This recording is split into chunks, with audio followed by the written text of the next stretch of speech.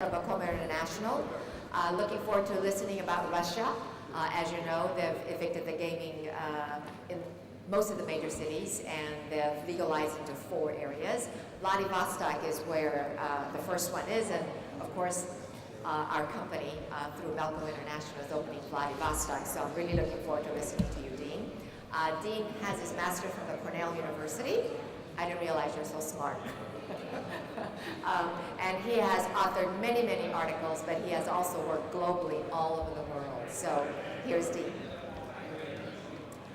Can I wonder if I could just have your attention so that we can give our attention to our speaker today. Thank you. All right, Dean. Thank you.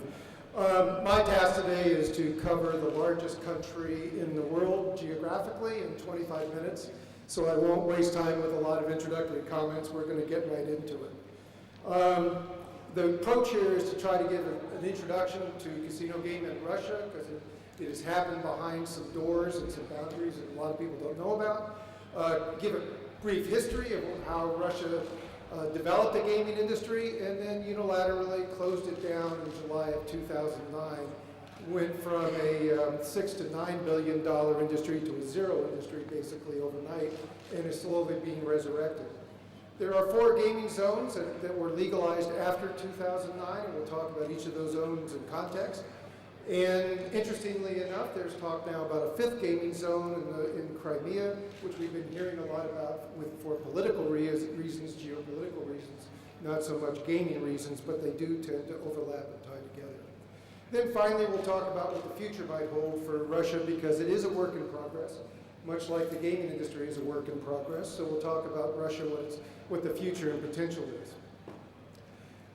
Russia, if I may, is really perhaps a whole different prospect than Japan. Japan may be a single project opportunity in terms of integrated resorts. For most people, Russia would be a portfolio opportunity in the context that whether you should stake a flag in Russia to take advantage of a geographic region, perhaps with something less than a gazillion dollars, and by that I mean less than 10 million, less than 5 million, less than $1 billion, you can get into Russia at a far lower cost of capital than you can almost anywhere else, including the Philippines and elsewhere, at least in terms of its historical context.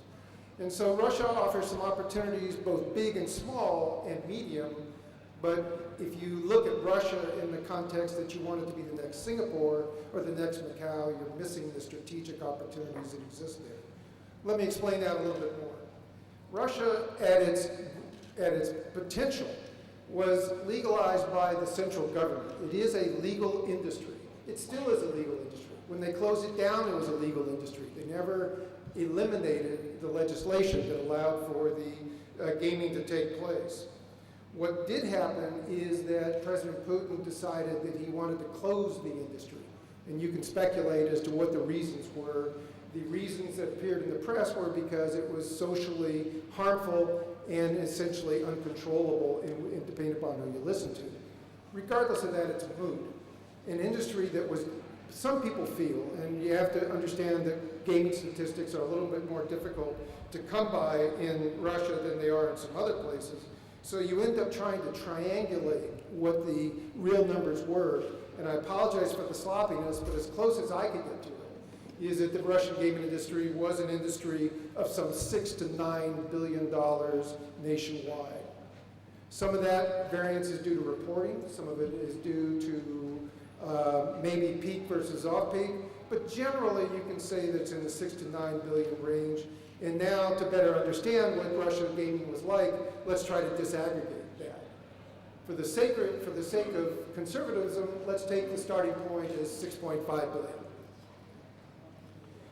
And if you back into the numbers and do some anecdotal stories and do some mathematics, it might be one person's view, indeed my view, that perhaps half of that revenue was from slots and half of it was from table games.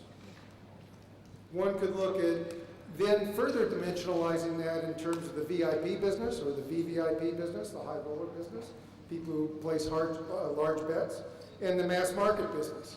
And one could argue or make a case that the VIP business was approximately 40%, the mass market was 60%.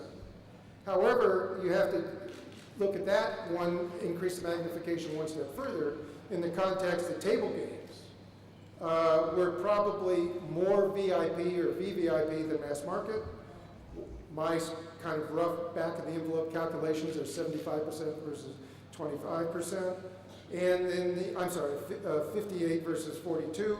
And slots, very much more mass market than table games.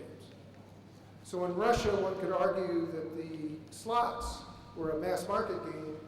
The table games were a little bit more upscale, and in some cases very much more upscale, depending upon who you listen to and how you talk to. Let's try to disaggregate that one step further and talk about Moscow and the rest of Russia. Moscow, some people feel, is around $4 to $4.5 billion, maybe $5 billion. I've seen it as low as 2.5, but I think is in terms of pragmatically and what was happening in Russia at the time, let's just say $4 billion at the time of closure.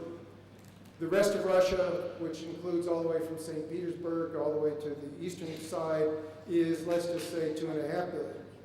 In Moscow, one could argue that, again, table games may have been half of that revenue and slots another half. The table games, however, again here, and it's dominant in this case, at least in this hypothetical analysis, is that 1.4 billion of the 2 billion was VIP. On the other hand, 1.5 billion of the slots were slot machine, of the total slot machines. Why is that? Well, at one point in time, slot machines grew and began to appear everywhere. I wasn't there at the time, but I'm told there were slot machines in the subways. There were slot machines on corners. There were slot machines all through the city and all through the area. In one sense, slot machines became the Starbucks of, if you will, of Moscow at one time. And that's part of what led to some of the concern, I think, by President Putin, that these things had spread awfully far and awfully wide. By contrast, the number of table game casinos start out very small, 2, 3, 4, and may have grown to 10, 20 or so.